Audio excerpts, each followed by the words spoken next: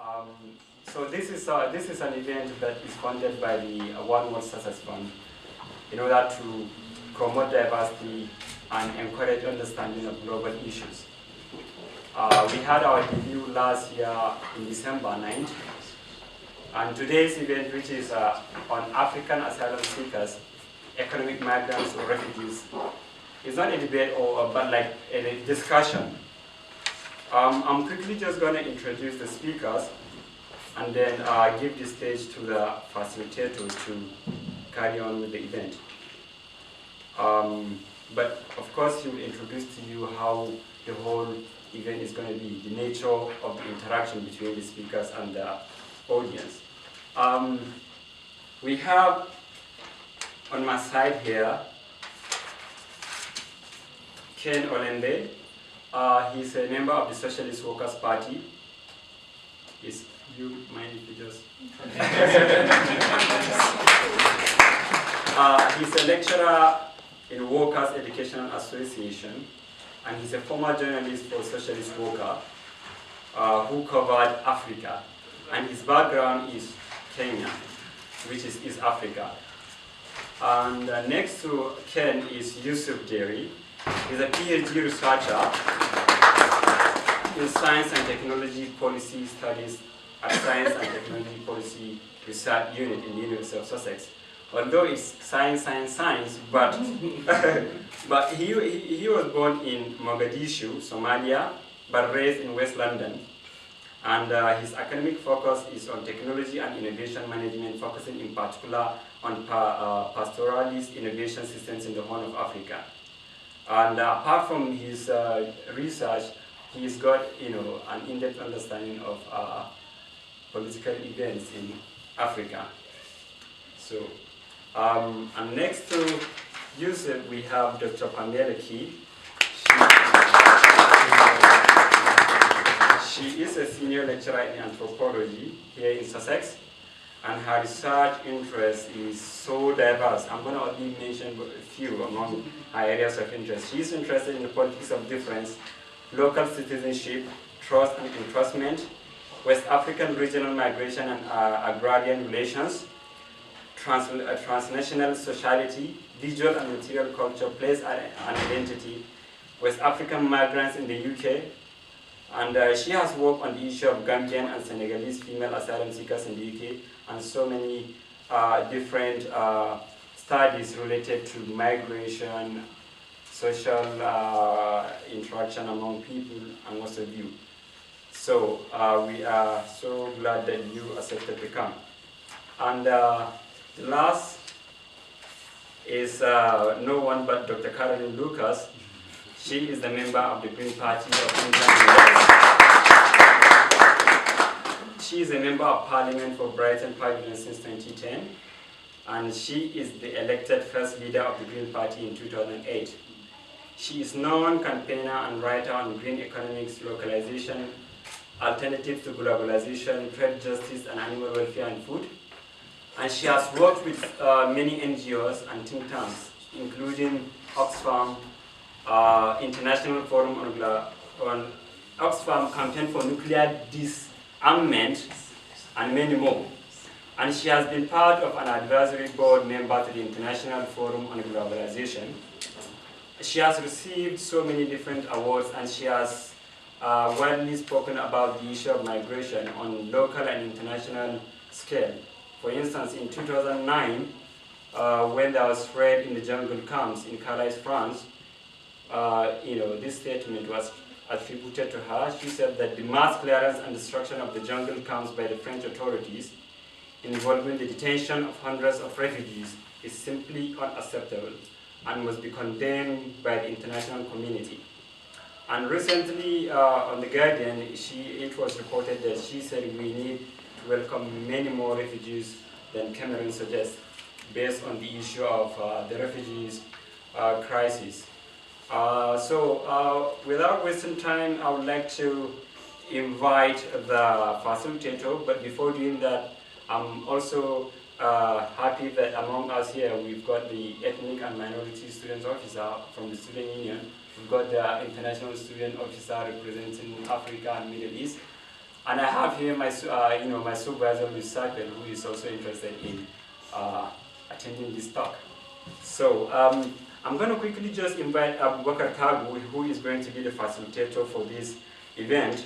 And Kagu is a solicitor and advocate of the Supreme Court of Nigeria and a senior magistrate. He was born in Machina, Yobe State of Nigeria, and studied law at the University of Maiduguri. He went to the Nigerian Law School in Lagos. And working experience, he has worked as private attorney with S.A. Nasir & Co. in Kano, Nigeria, 2008 to 2009. And he is an activist, and he has widely spoken about issues of Boko Haram and all issues related to human rights violation. And I think I should stop here. Kagu, please, if you can come over and start the event. Thank you very much.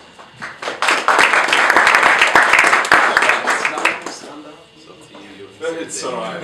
Yeah. Thank you very much, everybody, for coming. And for Ken, you came all the way from London, right? Yeah, that was the moment where Yusuf is always ready. And Caroline, thank you very much, because we were actually a bit scared because of your commitment and the last email we received. But then, thank you very much. To begin with, we are not actually here to discuss the issue of immigration in general, because that is a huge issue. We're going to be specific about African migrants, asylum seekers, economic migrants. We don't know how to call them now because the debate is becoming convoluted in every angle. Let me start by introducing a recent development in October 2015. Kavita Surana, writing for Al Jazeera, narrated just a part of the ordeal that Africans are facing in terms of migration to Europe. He presented a picture of an incident in Sicily where nearly 30 men and one woman from Africa crowded inside the small room of a local Catholic charity in Catania, nervously listening to a lawyer explain the complex and sometimes arbitrary procedure for asylum processing. According to local activists in Italy and other refugee centers, police authorities are summarily classifying some as economic migrants, mostly on the basis of their country of origin, issuing them refusal of entry documents almost as soon as they arrive, without allowing them to exercise their international rights to request for asylum. The most affected, of course, are Africans. Professor Fulvio Vassallo gave a narration. He is a professor of immigration and asylum law. He told the news agency that migrants from Sudan and Eritrea do get help. Nigeria, half and half. Others, no one knows. And a group of countries like Gambia and Burkina Faso have almost no chance. But then, he narrated that a group of Africans were handed refusal of entry documents a day after arrival and told they had 7 days to leave the country, or they would be considered residing there illegally and would be subject to detention and expulsion. Then they would be kicked out of it. Then they were kicked out of a gymnasium used as a temporary reception center and left out in the rain. There is, he said, a discriminatory vision happening, where some nationalities can ask for it and others cannot. The change in both is both an indication of the overwhelmed reception system and a sign of increased effort to identify and expel those who come from countries with low refugee protection rates within the EU. But then, there's another problem. There is a simultaneous effort to keep out so-called economic migrants, yet the criteria to classify them and the process to return them are far from clear, leading to discrimination, rejections, and expulsions. To begin with, I will start with Dr. Pamela. Anthropologically, where do we start when discussing who is a refugee, who is a migrant, and who is an economic migrant? I mean, I think we have to situate the discussion within a larger historical context where, post-Second World War, throughout the 50s and 60s, migration to Europe was encouraged, particularly from Commonwealth countries to Britain. And so you had an overwhelming number of economic migrants who came and who contributed to Europe's economic development. And they were welcomed and encouraged. And then from the 70s, we have increasing, and I'm speaking specifically of Britain, increasing restrictions on Commonwealth migration.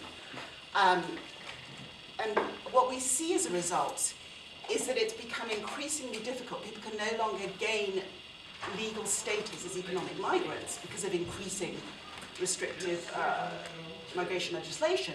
So they're having to increasingly resort to asylum. Hence we have people resorting to asylum in order to gain legal status because they no longer can as economic migrants. And I think as part of that then the motives for migration, whether they're political or economic, become blurred. And I think that's the sort of historical context within which this has occurred.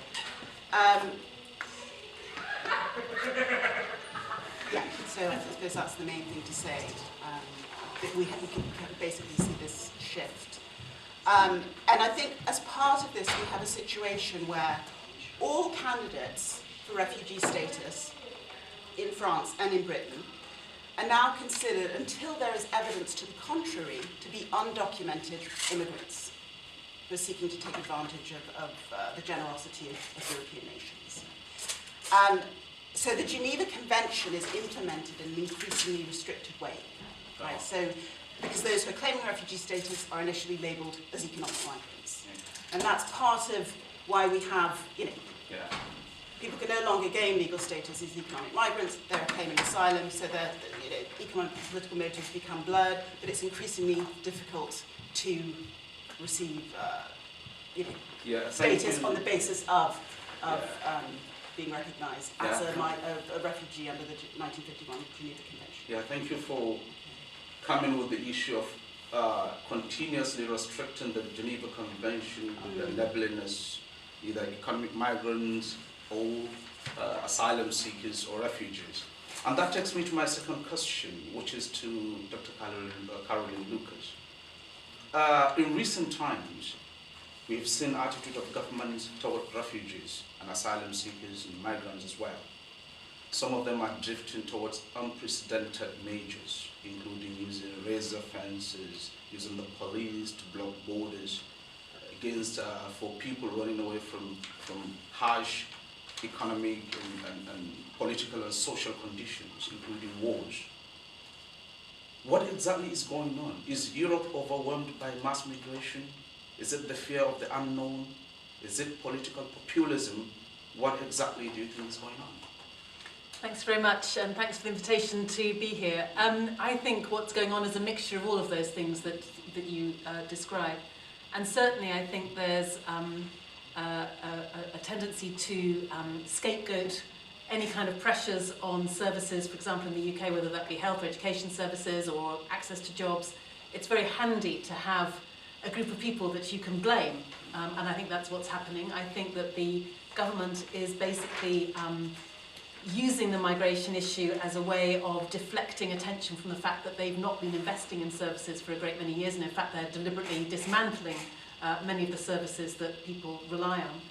I think it is true to say that the EU and Europe more broadly is a bit like a rabbit in the headlights when it comes to the number of refugees that are on the move right now. And it is, as I understand it at least, the largest movement of people since the Second World War. So this is, a big challenge to respond to. And yet, what worries me is that you don't see our political leaders rising to the occasion. You see them, as you say, erecting the razor wire, trying to keep people out, deliberately, I think, building on what Pamela said, deliberately trying to have a two-tier system of economic migrants who are absolutely, not welcome, and making the definition of an asylum seeker or a refugee tighter and tighter. And certainly as a constituency MP, quite a lot of people bring to me some of the problems they're having around family reunion and visa issues. And you just see again and again how the government is tightening the rules all the time in a really cruel way, actually, when siblings can't be reunited now, or grandparents, or children over the age of 18. The idea that just as soon as your child has passed the age of 18 that they can't now join you, I think is just the most barbaric thing to say and to do. So I think the popular media has a key role in this as well. in terms of making this a fear of the other, of talking about, the language that gets used about swarming and flocking, and, I think that's very, very dangerous. I think that what we should be doing is working together as the EU, actually recognising what the European Commission did try to do, which was to have a fair system to ensure that people can apply for refugee status, for asylum status, in an orderly way, that there is a way of recognising that this is an unprecedented challenge, but let's look at how we organise it in a fair way between the different EU member states, dependent on issues like the wealth of the country in question. The idea that Britain can only take 20,000 refugees between now and 2020 is just appalling. We have a proud tradition in this country, at least we have had, of being welcoming and of being open. And I really worry that now, helped by the right-wing press, all of that is being closed down, and we are responding in a mean-minded way that is not good for the refugees, but I don't think it's good for any of us in this country either. Thank you very much. I'll extend this question to Ken. You've worked as a journalist and you've covered Africa, and then you've at least seen or read or written about the history of migration and how Europe developed into a borderless, the European Union, I would say, developed into a borderless community of nations. But then we're seeing these fences, razor-wires. Where do you place that? Well, I think it's slightly more complicated, because for one thing, the European Union has never totally been borderless. Britain has certainly never got rid of its borders. But I think it's important to say that there was always a corollary set up within the European Union, which was we will have a free market, free movement within, and we will set up a fortress without. So the experience of setting up the razor wire and so on at the edges has been going on for some time. I think that people have been less aware of some of the problems it's been causing until this year. It's actually seeing hundreds of people drowning in the Mediterranean has actually scared people and has changed a lot of ordinary people in places like Britain, their attitude to people coming from outside. Because I entirely agree with what Caroline was saying about this idea of othering, that you try and say we're civilised Europeans is usually the argument, who sort of can come together and can all work together. And then there's the other people from outside. And I think that there's an argument, and this is why the thing about economic migrants and refugees is so important. There's an argument that comes forward which says that part of why we're civilised is because we always let refugees in and we help people, but we have to keep out these economic migrants. And I think that it can be dangerous to accept that argument and accept that there is such a distinction, because actually what it's saying is that if the economic migrants come here, they will make things worse for people here. Which hasn't been the case, as people have said. In the period after the Second World War, people were welcomed in because they were so busy helping build the economies. And I think there's quite a conscious thing. People have talked about the slipping terminology. Are you an asylum seeker? Are you a refugee, a migrant, or economic migrant? I think it's fairly conscious that this kind of thing is going on because people want to change the status of people. They want to make the kind of people who started feeling sympathy with migrants coming across the Mediterranean to end that sympathy. And I think that's one of the reasons why, for instance, David Cameron said, we will welcome people from Syria, not very many, but we will welcome some, but not if they've come across the Mediterranean. We'll only welcome them if they stayed in refugee camps and didn't try and do things for themselves. Because personally, I think one of the things that's really changed attitudes has been the fact that people are doing things for themselves. It was people marching across bits of southern Europe and going up to the borders. I think people started thinking, those are actually not just people coming to steal our jobs. Those are quite proud people doing something about changing their own lives. So I think this is an ongoing thing, and I think that actually I don't like the idea that people say, stop at the border, well, perhaps your family was all shot, but your family was only threatened, so really you're just coming to have a better life, and this sort of thing. I think it's a false split. Thank you. Talking about keeping some in and pushing some others takes me to the next question, and that goes to you, sir. You've been in this country for a very long time, and you've been part of both the UK larger community and the Somalian community living in the UK. What has changed over the years about migration and the society's approach to migrants? And where do you see the future of young Africans living or wanting to live here? Is it here or in their countries of origin? First and foremost, that's a very big question, and I don't know.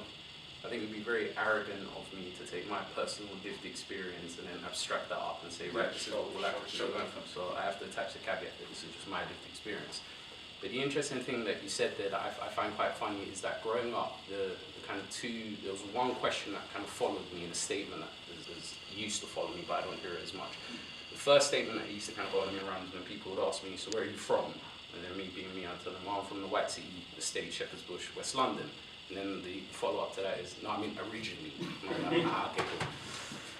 So that was one element of it is that, yes, this is your home, all of these sorts of things, but really it's not your home. So there was always a feeling of kind of displacement going up, that this idea that home, I never really knew where home was. For a very long time for me, home was somewhere I had never lived. It was this idealized version of Africa, an idealized version of Somalia, which is very much a romanticized snapshot that my mum had from the 80s and the 70s. The other question that I used to get, it was a statement I used to hear a lot of growing up, but was, why don't you go back to your country? And that was always quite interesting, because I came to the UK when I was basically like a year old. As far as I'm concerned, this is my country. And if I was outside of West London and someone told me to go back to your country, I'd literally fall in and go back to Shepherd's Bush. So I'd be like, I apologise for going international. So there's that element there, so there was always kind of that disconnect. But the one thing that as I've been watching the news and as I've been watching a lot of this unfold, the one question that it's really kind of made me question is, like, fundamentally, what does it mean to be a human? And what I mean by that is that I think I'm human. The fact that I was born, the fact that I have arms, legs, all of these, I mean, one can't really categorize the existence or anything like that. But when I watch the news and I see all these categorizations, it literally is this idea that in order to be able to exist in Europe, one has to be able to tick a justifiable box. So whilst I'm here, I have to justify the mode of existence in which I am here. So if I'm a refugee, then my existence is sanctioned. So okay, you can kind of be here. If I'm an economic migrant, it's almost like I'm being human wrong. So I have to go be human somewhere else where I can do it right. And this really comes out in a lot of the dehumanizing language that one hears. I mean, when you hear Kate Hopkins talk about cockroaches, when you hear David Cameron talk about the swarm of migrants and everything like that, it's this faceless other that is a collective. And the one thing that I've in terms of personal experience, that I've realized when it comes to being a young African who's also British, so proud of both identities, that one can't tell me I'm not British, one can't tell me I'm not African, one can't tell me I'm not Muslim. I stick all of these things together and it is what it is. But it turns into this very interesting thing where you're always having to perform not only your humanity, but also having to take on board the collective stigma that gets attached onto your identity in terms of the larger things that the media put out there. So when I tell my story, anything like that, even the intro that Mahmoud kindly gave me, like, I always have to put that out there. Yes, I was born in Somalia, but I was raised in West London. So straight away, you don't get confused by the accent. Because I understand that people try to categorize. And that this is what has scared me, because you have a hardening of these boundaries. But the undertone of it for me is not just on my side in terms of that I have to always consistently justify my humanity, but on the other side you have this idea, sorry, I should add one caveat to that. Multiculturalism for me is in the theory, it's a lived thing. Come to my part of London when it's multicultural, point blank. So skin color, religion, whatever, it was always incidental. The key defining feature growing up was that you good at football or not. So obviously this is kind of like a male perspective on it. So a lot of these kind of things were incidental. But what I'm seeing in the media and all of these sorts of things is that incidental features are being abstracted upwards, and it's a single identity that is being forced. Not just in terms of an African migrant, as if all Africans think alike, as if we've kind of all come together at a caucus and been like, right, this is our view, go out. But also this perspective that this is the European position, as if there's no diversity of perspective within Europe. But then when it comes to this idea, well, what is the European perspective? You see a hardening that's very much pushed by the right-wing press that. It's this idea almost of, it's the, James Baldwin has this thing about those who believe they're white. You're having a new class coming up, those who believe they're European, and they attach all these things to this European identity as if it allows them to be able to have more of a right to exist than others. But the one thing that I find interesting, last point I'll make because I have a tendency to go for one, sorry. is when I come to this country, the categories that I have to fall into is what economic migrant, refugee, all of these sorts of things. Just throwing it out there, why can't I be an expat? And if you tell me to be an expat I need money, why can't I be an expat with that sort of thing? It humanizes me. So that's, yeah.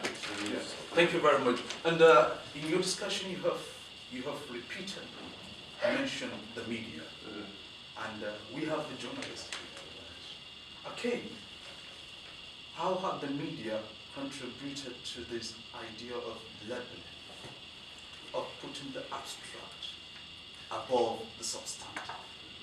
I think it's one thing that certain sections of the media do sort of as their job. I think they see it as their job to try and divide people against each other. And I mean, you can name names. I mean, at the centre of things are papers like The Sun, the Daily Express and the Daily Mail, which will pick on ideas of how migrants are. So they will have things about migrants come here, they're all put up in hotels, they're the people who get houses ahead of you as a nice white person or a nice British person. They have all these advantages. And what they're trying to do is give an image, so you as a paper reader think, this is outrageous. These people, how dare they come here and take my things away? And I think that it is shocking. It was, for several years, it was my job to read these papers. Are they doing this because of some kind of political affiliation, or is that a way of selling the news? I think it starts really from a political affiliation. I think that a lot of this stuff comes from a particular political attitude which is shared by a section of the British establishment, not just the British but the entire European establishment, one that's very firmly represented by people like David Cameron. It's very difficult to remember now that Cameron emerged as someone who said he was a new sort of nice liberal Tory and he didn't do this sort of thing. But once you had an economic crisis, once you had people saying, aren't you lot a bit of a problem, he then started saying, it's not us, it's them. And then started out being multiculturalism, and then became various migrants, and whoever it was who he could divide. And as he was doing that, he was ably supported by various sections of the press. And I think that the likes of, again, to name some of the names, Rupert Murdoch and people like this are very crudely ideological in what they're doing. That they think we will set up papers that will put a certain view across, and we will try and make people hate other people. Why on earth would anyone employ Katie Hopkins or Kelvin Mackenzie unless they wanted to make people hate other people? And I think that this is something that happens. I should just quickly get in that I also think there's a lot of journalists who do a very good job exposing this kind of hypocrisy and exposing, travelling, people who've travelled to Lesbos, for instance, people who've travelled to,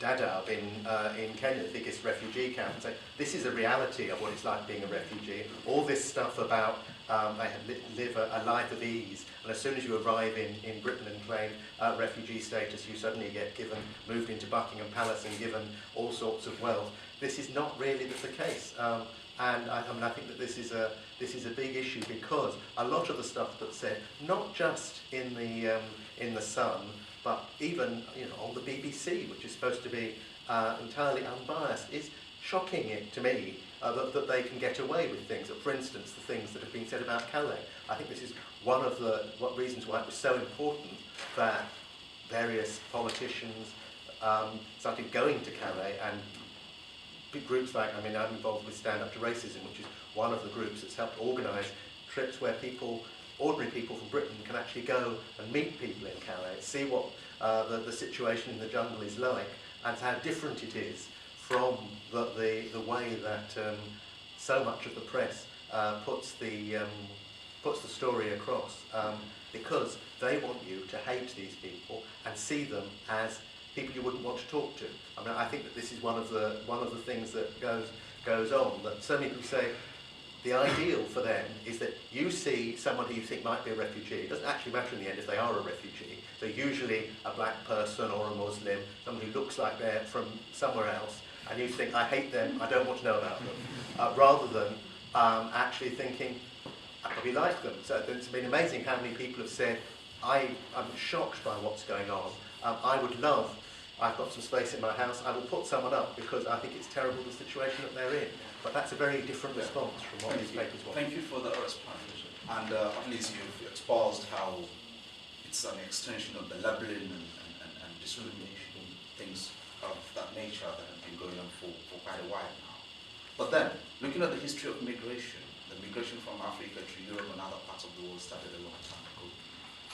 This takes me to my next question, and this is to Dr. Carroll. In what ways have African migrants, including those that have been termed as refugees, contributed to the development or lack of it in the UK and within the UK? Where would you start on that? I mean, it's clear that in so many walks of life, African migrants have contributed a huge amount. And you don't need to list all of the musicians and the artists and the scientists and the place is full of them. And there's also, the very clear point that's been made that actually, even if you're just looking in narrow economic terms, that migrants often contribute far more to the economy than they take out, and people often cite the NHS and so on. So I think you can make a very kind of instrumental argument around the benefit that migration brings with it. And I will make that argument. I think it's an important argument to make because it challenges some of the myths. It worries me slightly too, though, that I don't want the idea that you have to then add to the questions you're asking on the border, like, are you going to be a great musician, or are you going to be a great engineer, or what are you bringing us? I would like to think that we could have a more compassionate and honest relationship, and just recognise that these are people in trouble right now, just as our ancestors have been in the past, just as we and our kids might be in the future. And hopefully there is something about fellow humanity, going back to not always seeing people in terms of their labels, that means that, yes, migrants do bring a huge amount, but that shouldn't be the only reason that we want to open our borders and have a vision of humanity that goes beyond whatever label someone's wearing around their neck, I think. Thank you. Then, Dr. Pamela, what has research? I follow up on that, but it's okay. Yeah. Do you want to follow up on that? Well, I was just thinking, I think there's also a tension between compassion and repression that characterises, asylum. And so in France, interestingly, with the discrediting of refugee status, at the same time you have increasing numbers of asylum claimants who are getting asylum on the basis of they're not being granted asylum, they're not being recognised as refugees, but they are being given humanitarian protection on the basis of ill health, so on the basis of the kind of suffering body. And the anthropologist Didier Fassin writes about the kind of biopolitics of migration and the value that's given to human life, to connect up with what you were saying earlier, and how if you can establish that you need medical attention in France and you can't get that medical support in your country of origin, you will, then get a claim for humanitarian protection. So you see that slight shift, and I think that highlights that tension between compassion and repression. Thank you.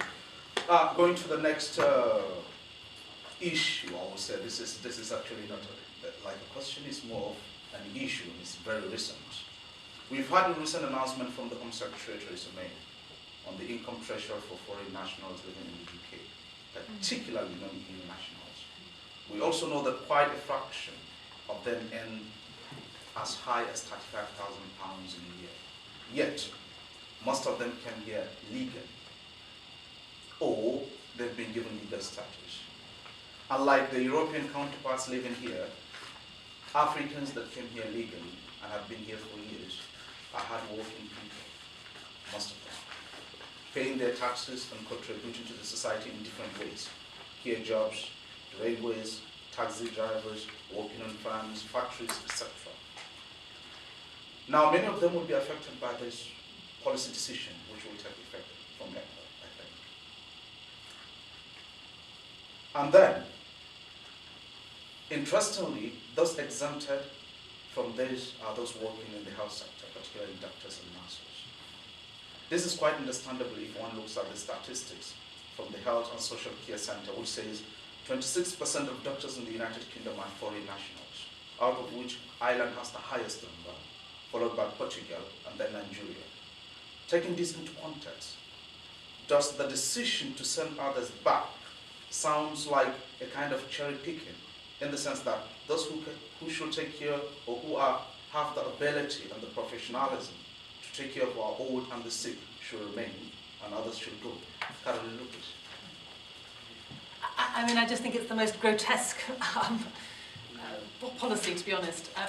It's just so deeply unjust. It's so deeply blatant, actually, in the way in which, you know, the usefulness of refugees or people from other countries to us is the only litmus test that we're going to apply. So because we need more people in our NHS, then they are going to be protected right now, but the price you pay for protecting those is this really inhumane policy to others. And this income requirement under the family migration rules, I just think is wicked. I had some figures here that an estimated 43% of British nationals who are employed don't earn enough to sponsor somebody from outside the European Economic Area. So almost half the population, just on the grounds of their wealth, are not allowed to avail themselves of family reunion and so forth. That is just grotesque. Since when did we say that your right to family depends on how much you earn? Yeah, it's appalling. Yeah. Ken, would you like to follow on that? Yes, I mean, I think it's not a word I would usually use, but I think wicked is a very good word to use in this context, because it is, again, it's part of the same othering, because it's saying that there's something wrong with poor people coming here. Not even very poor Not people, very 35,000 isn't poor, but it's a vision that has been pushed on us for a great many years now, that the people who make the country rich are the rich people, and it's great to have rich people coming here because they generate wealth, but poorer people coming here don't do that, and they have no right to a family life. I think that this is sheerest nonsense. It's one of the things that you've seen again and again through the history of Britain, is that the people who actually generate the wealth are often the poorer people. And I think, just in terms of Africans, it is worth saying, I know people say, oh, it's a wide political point that you shouldn't make anymore, but it is worth saying that British capitalism got its kickstart by enslaving Africans and sending them across the Atlantic, often from West Africa, and getting the money that set up a lot of the first banks, the first factories, came from that.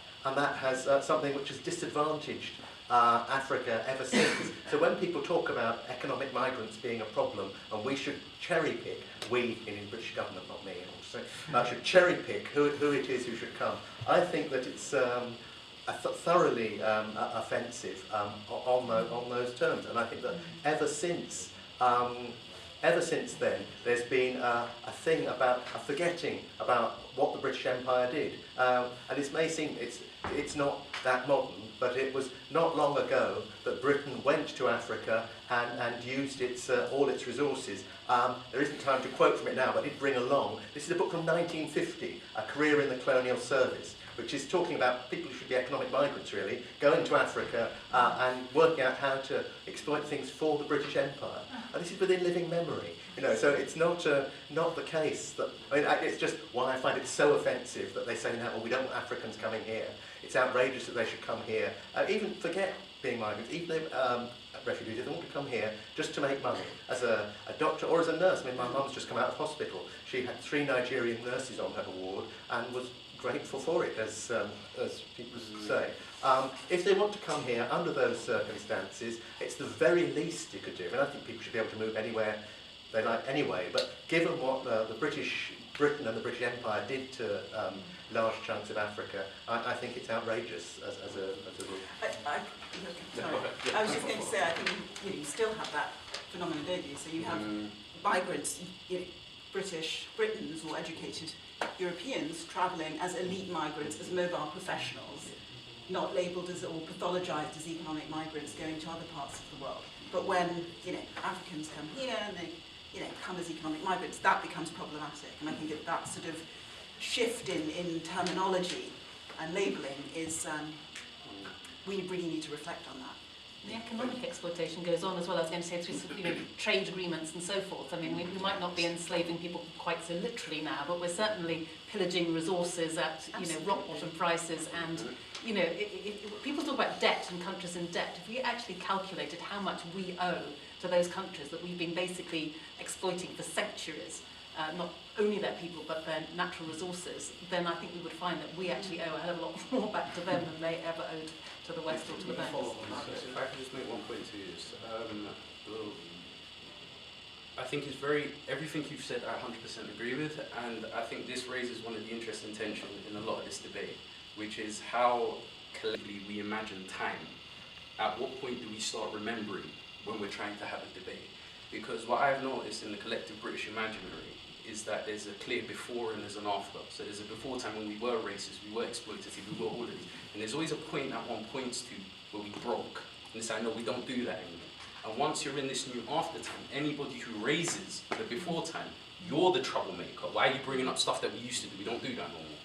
And it's really interesting because in terms of racism, for example, the point that's always pointed to is the Stephen Lawrence incident. When Stephen Lawrence was killed, the McPherson report says the police is institution racist.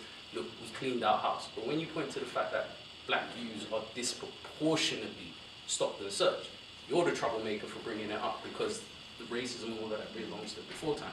So I think one of the things that I've noticed in a lot of these debates that are being had is that when you have people who are very conscious, and I'm very glad that you are on the panel because you're one of the few types of politicians that I think makes it difficult to not just use the word politician in a derogatory way. So it's good and bad.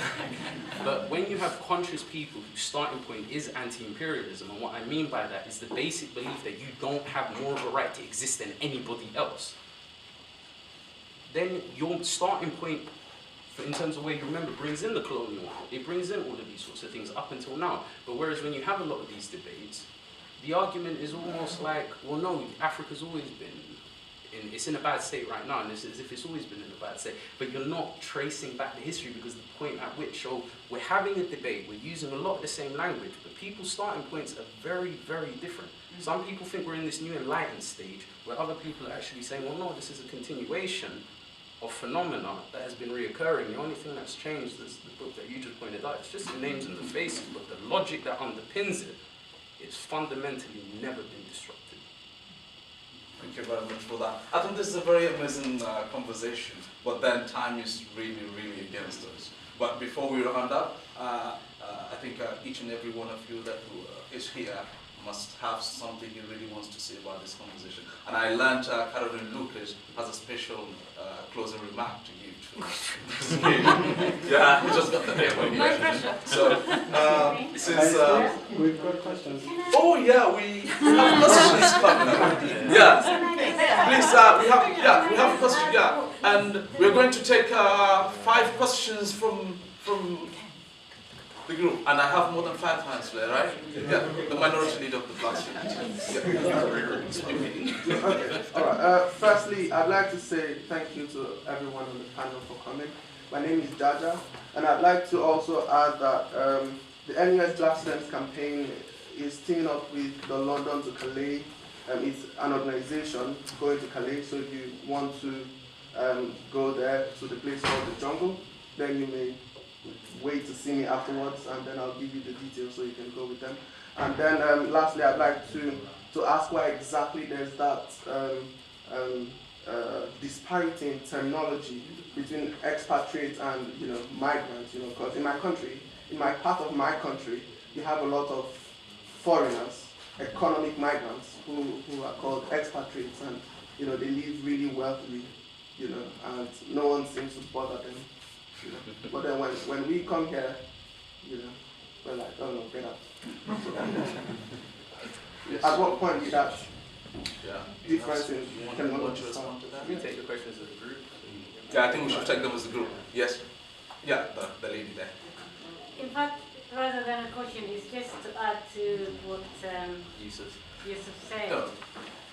I mean, this is a short time, and probably, we don't have time to go in deep. I am Iraq, I'm from Eritrea, which is a country blamed for huge refugee exodus at the moment. I think what it is a continuation of political and economic oppression from the West towards Africa. And I think it's a simplistic to just say why refugees are in Europe. I think we need to go back into history, how Africa been treated by the US and the UN. It is a continuation. In terms of Eritrea, it is political. It has nothing to do with, I'm not saying the Eritrean government is an angel. I'd never say that, I would never say that. But it is political and it's a continuation of the 1949 when Eritrea was come together with Ethiopia. It took 30 years of war. After 30 years of war, Eritrea became independent. For 7 years, it was economic boom, but then Eritrea was accused for supporting Al-Shabaab, and two economic sanction is going to institute on Eritrea. The sanction really hurts young people, mothers, fathers, and old people. So a small country with 2 UN sanctions. Researchers went to Eritrea and they find nothing to support Al-Shabaab. But Eritrea was absolutely adamant that Somalia belongs to Somalians, and for that it paid a huge cost. Second is there was ICC final and binding between borders between Ethiopia and Eritrea. The International Court decided that this land belongs to Eritrea, but because Ethiopia is the #1 supporter for the US and the #4 supporter worldwide, America would not upset Ethiopia. So this no war, no peace in Eritrea is the cause. The sanction and the border war is the cause. However, what they did systematically is Eritrea has been given a premium to stay, to have a refugee status in the EU, and that is because of United States foreign policy. And of course, the UK, as a guarantor of this ICC final and binding, did nothing about it. So now we have an Eritrean young people crossing the Mediterranean and dying in crossing the desert and dying in the sea. The responsible for this is the US foreign policy, supported by UK and other international communities. So I think everything in Africa is, if you dig and dig and dig, it is a political issue to destabilize Africa so that the resources can just go and we just accept the aid. So we bring here the gold, the mine, the oil, and what we get as a return? Aid. And I think as a young student, rather than why you're not accepting us here, why not as asylum seekers and refugees, we need to go deeper. We need to make our leaders work together rather than eating each other, and also make sure that we have the equality of resources. The main problem is inequality of sharing resources. Thank you very much. Thank you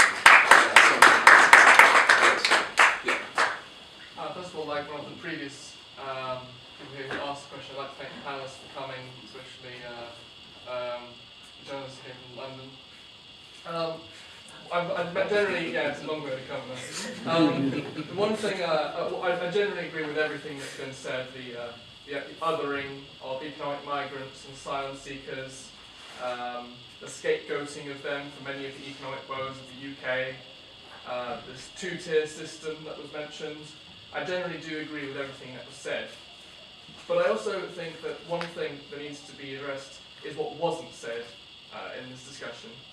And even though it's true that it has been proven by many studies that economic migrants generally, in terms of, if you're going to talk about in cold economic terms, in net benefits, they do benefit the UK more than they bring a cost to the UK. There's very little doubt about that now among academics.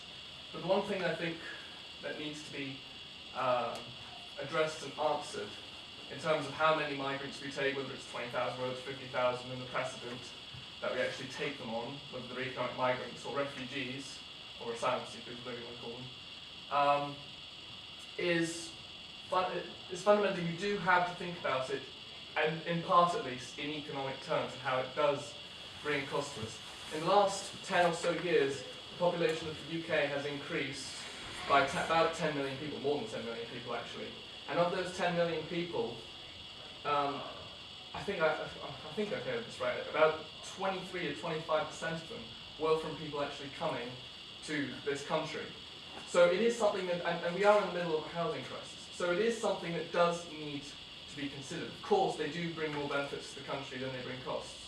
But when formulating a refugee or an immigration policy, it is something that needs to be mentioned. And what was something else I was going to say? It's lost on me. Oh, yeah, we've got a bit of lost time, so I'll move on to the next question. Yeah. Yes, you at the back. You. Yeah. Hello. We've been talking about the history of migration. I'd like to talk about the future. I have a question for you each. I'd like Caroline to answer this. Looking at Africa, Africa depends largely on natural resources, and it's either being depleted or not of economic value to maintain the economy of the continent. With no good future information coming out, no good thing looking at the future, the next 10 years. There's nothing good coming out from the economic growth in Africa. China has dominated the manufacturing sector in its competition, fierce competition with the West, and corruption is on the increase in Africa, with the West hosting all these key tax havens. What do you think is going to happen? Are we going to see a bit more empathy on the side of the West, or is it going to be chaos? Because I believe personally that migration is on the rise and it's going to be worse than it has been before with what is happening right now. Thank you. So I think when discussing this topic, to some extent one has to bring an element of racism, even though some people will probably kind of like say, oh, we don't want people coming in and stuff like that, because they fear that the economy of their state is being depleted. But some will probably do say that because of an element of racism. And that brings me to this issue, which probably Yusuf will be the best person to answer it. How then do we define, as black, if a white person probably says, oh, go back to your country, So, I would feel that, yeah, it's his country to some extent, so there is no problem if he says that, even though it is ethically, morally wrong. But how do you then define when a black person says to you, you leave this country? I've seen situations whereby a black migrant will tell you that I've got a red passport, and you've got a black passport.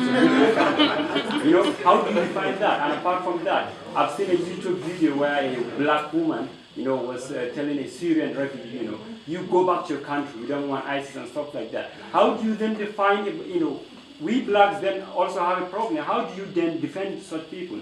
Should people have empathy for us? Should people have sympathize for us? Or should we, so there's a whole confusion here. Yes. Yes, I think this question, Caroline will be the best to answer this. Last week, 3 days ago, I read this on Standard News that the Prime Minister says that all Muslims, I quote, Muslims that don't speak English are going to be kicked out. What does he mean? Is that even debatable in the parliament? Isn't that wicked? That's more. And I think this goes to the media guy. Yeah.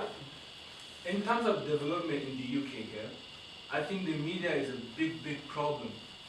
Let's talk about people like Mo Farah, the athlete guy.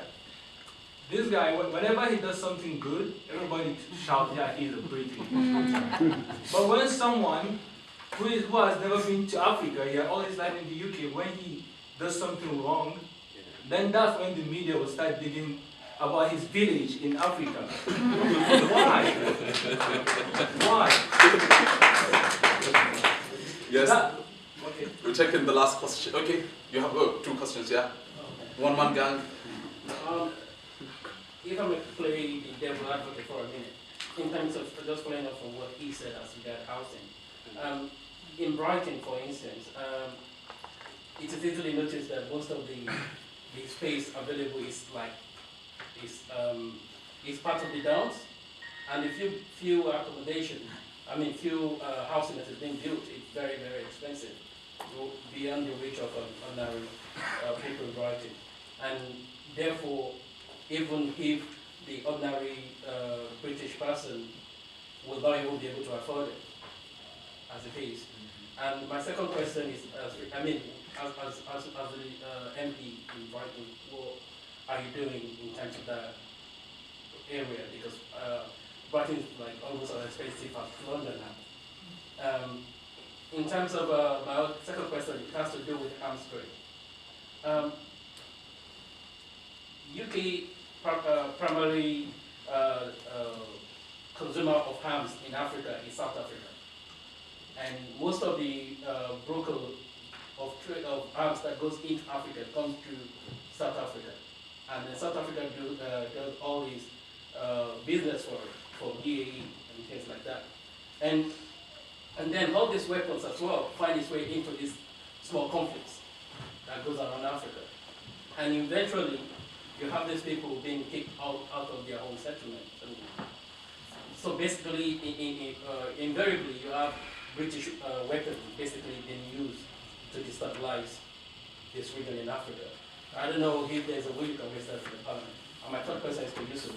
In terms of what she was saying in terms of what US does in Africa, I am very much aware of what happened in Somalia, where the US funded Ethiopia to invade Somalia, for aid. Basically, provided drones and things like that. That was in 2010 with the Islamic Corps.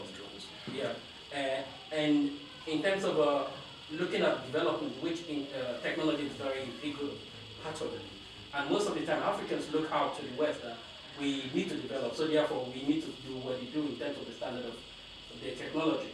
And in terms of that, we do not look inward and see what we have. Say, for instance, iron.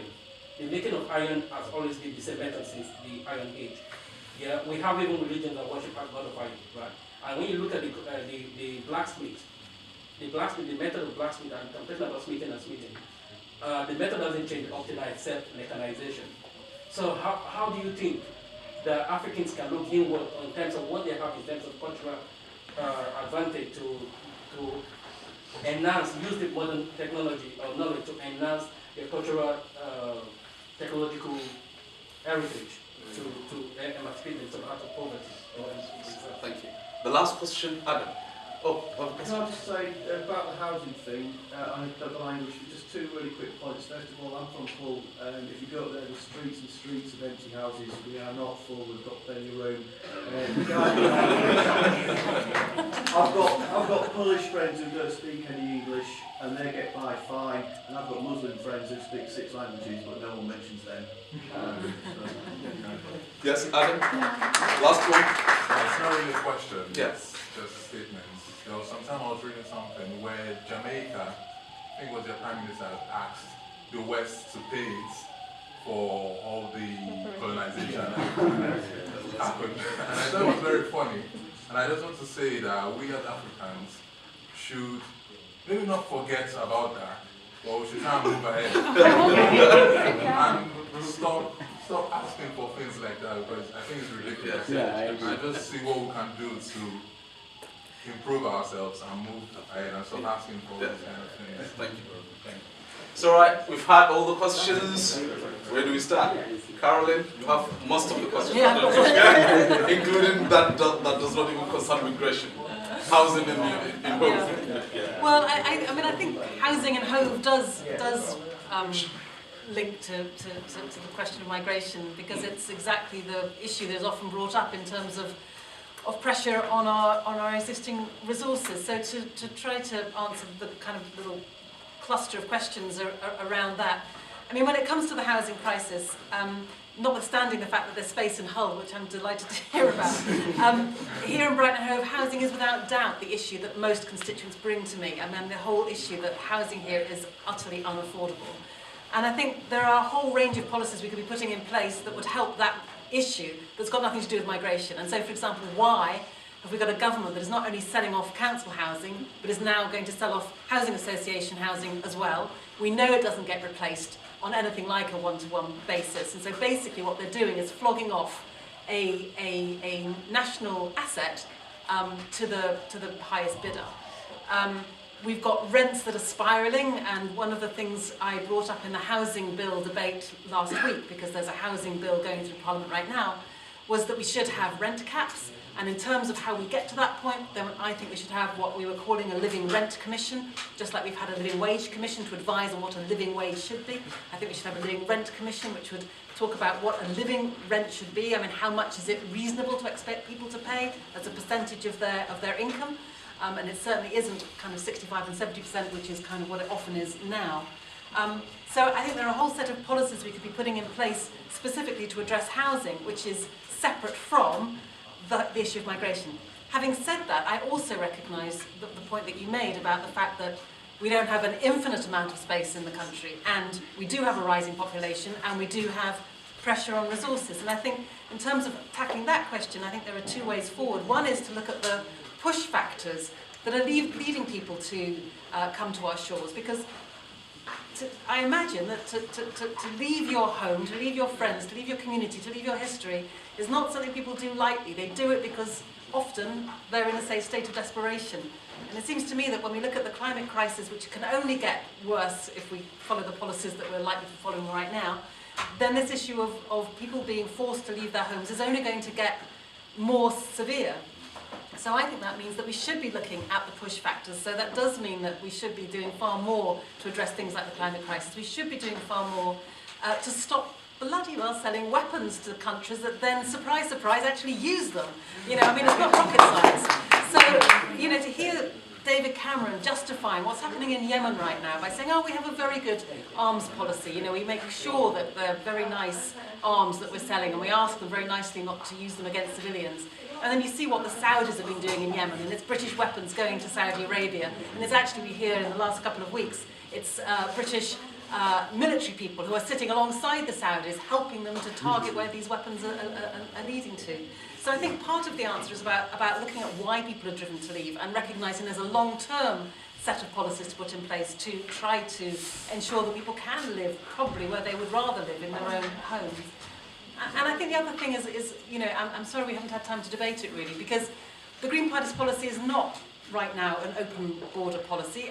I would love it to be, if I could, and maybe I need to read more of what Ken writes to be able to feel that I had all the answers to how you would justify that if it's a single country doing it. I can see how it would work if everybody does it. But it is, I think, a far more humane policy about things like family reunion, about genuinely recognising people that have a right to asylum and to refugees, and getting away from this horrible, I love the word you've been using, this othering, this way of making people feel different. There were lots of other questions, so let me just try and address a couple. The gentleman there was asking the question about, you know, what hope do we have for many countries in Africa, given the levels of corruption, given the fact that much of the growth that happens in Africa doesn't seem to benefit African people, it goes to the Chinese or whoever else is putting the investment in. And I agree very much with the analysis. On corruption, I would say it takes two to tango, and we're very easily you know, focusing on people that take bribes, let's say. We focus rather less on who's giving the bribes, and to the extent that it's quite often people in the West who are giving the bribes, then it seems to me that we should be putting pressure to make sure that we're not doing that at our side, as well as criticising people who do accept bribes. When it comes to the exploitation of the natural resources in Africa, I mean, to me, I've worked on trade policy for much of my life. When I was working for Oxfam, I was a trade policy advisor. I also worked in the Department for International Development on trade policy. And just seeing how we design our whole economic relations basically to carry on colonialism in any other way. I mean, I appreciate what someone said earlier about let's move on, you know, we're not always harking back. But actually, you know, some of those same relationships are still taking place. They've moved on in terms of the manifestation that they take. But the way in which the whole of EU trade policy vis-à-vis Africa is basically about how do we get hold of their natural resources at the cheapest possible price, and how do we flood their markets with our stuff so that we can basically, you know, stymie their infant industries and completely distort their own economic development. So I think actually some of the language and the framing around imperialism and colonialism is not as out of date as we would wish it were. It's just changed its manifestation in many ways. I think I'll leave it there. Yeah.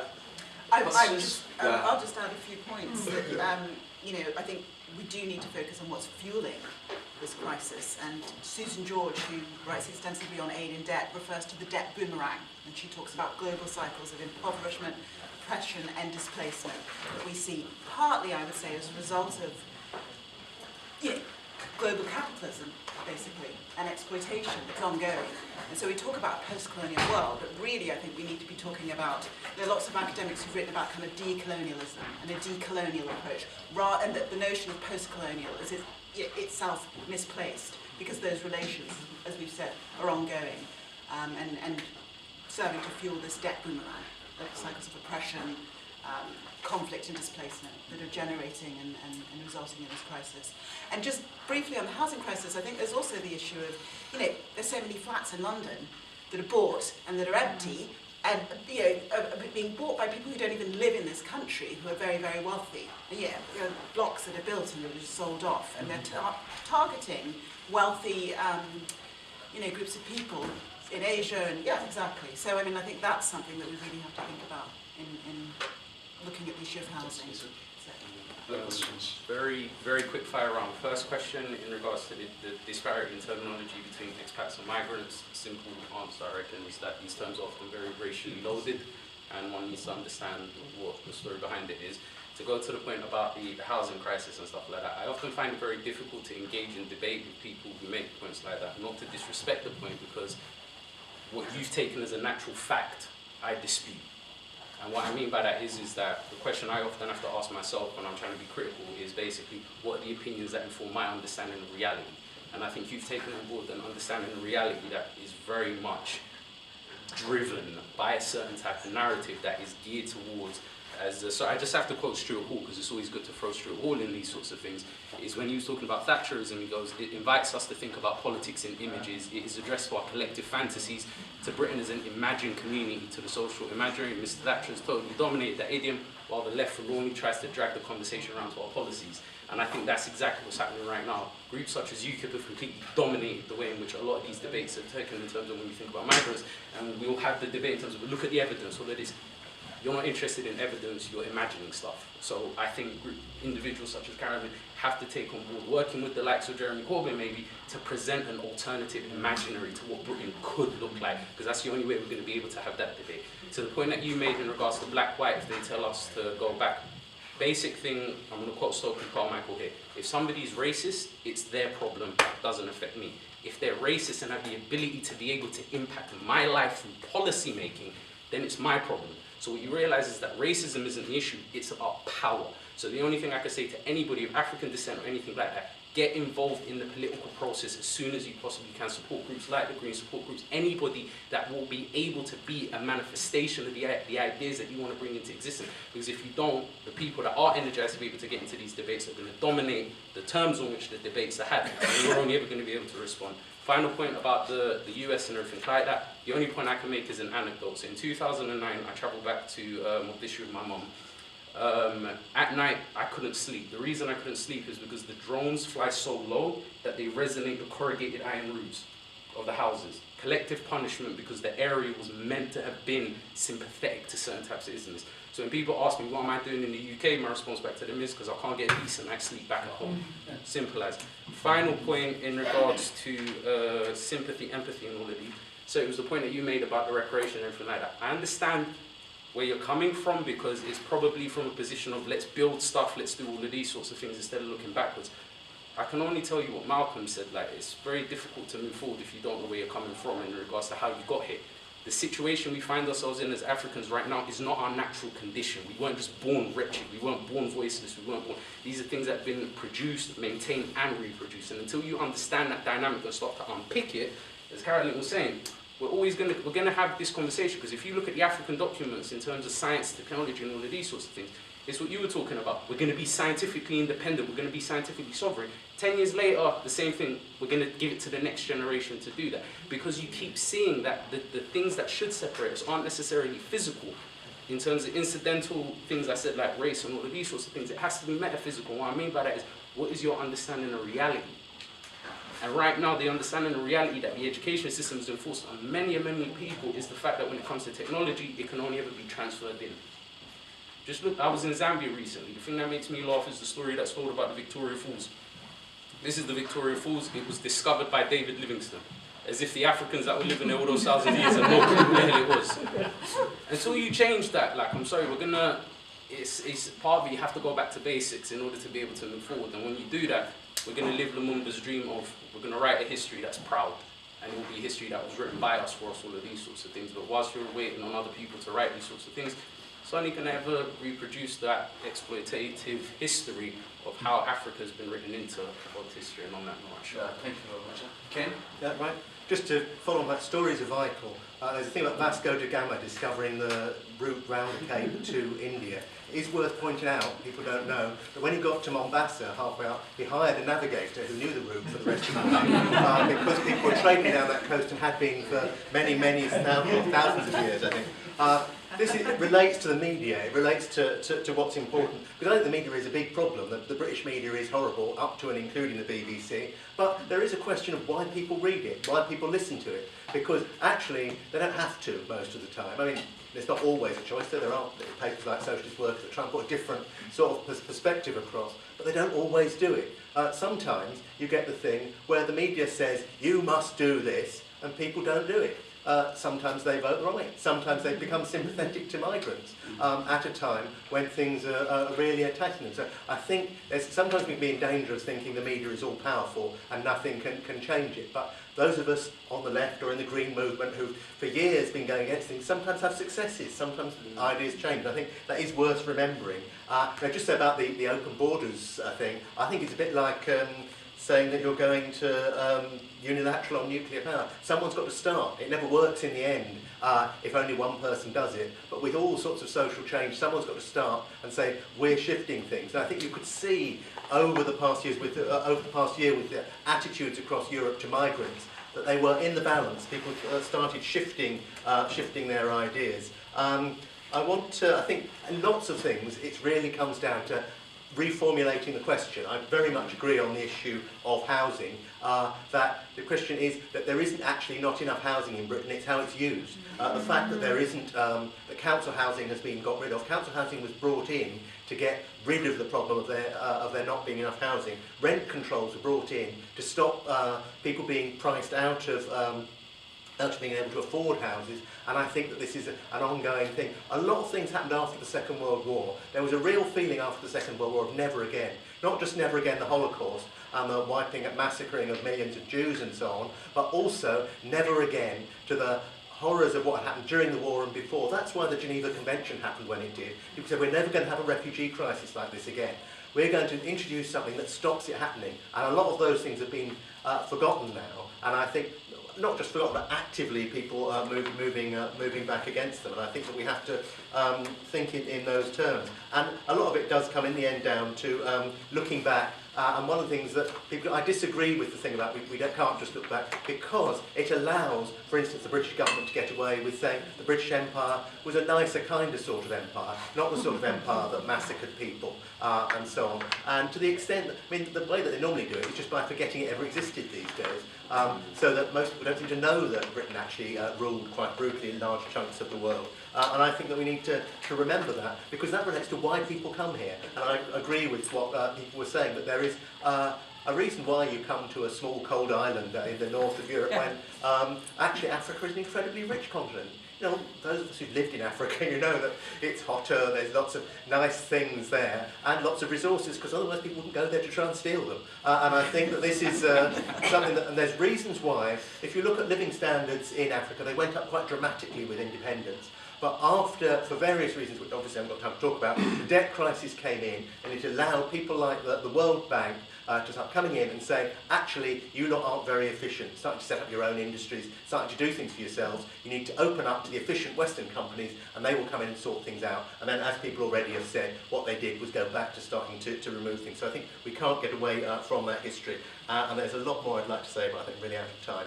So I think it is that thing that people have to learn from history. Oh, the only thing is, I think one of the wrong lessons is being learned a lot of the time. There is a situation across Africa where you see situations where refugees or economic migrants are blamed for economic crisis. You've seen it in Nigeria, we've seen it in South Africa, blaming Zimbabweans, and this is picking up a lesson from the West. You can start scapegoating people to get the government off the hook, and I think it's absolutely the wrong lesson, but it's one thing because there are groups of people across Africa who are doing very nicely at the moment, who are Africans, but they cease to care about other Africans, and I think poor people have to come together and say, we don't accept this system and this way of one group of people exploiting others. Yeah. Thank you very much to everyone. Thank you very much. Lucas, we really appreciate your presence in this second edition of The Thin Line. Thank you, Dr. Pamleki. Thank you, Ken Olende. Thank you, Yusuf Derry, for being here with us this evening. And thank you, everyone, for coming until you hear from us for the next episode of The Thin Line.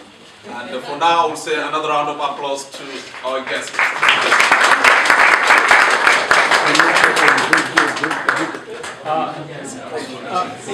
If we can you take a